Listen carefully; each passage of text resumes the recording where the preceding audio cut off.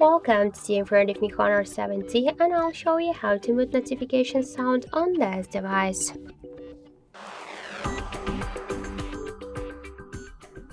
So first let's open the settings application and then tap to the sound and vibration.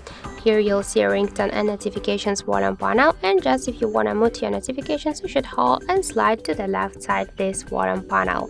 But by this way you will mute not only notifications but also the ringtones, and if you wanna stay with the ringtones and just mute your notifications, we can just unmute this volume panel. Tap to notification tone and switch your currently notification sound just to none. After that, just go back, and by this way we'll mute our notifications, or you will see only the vibration and your ringtones, they will ring.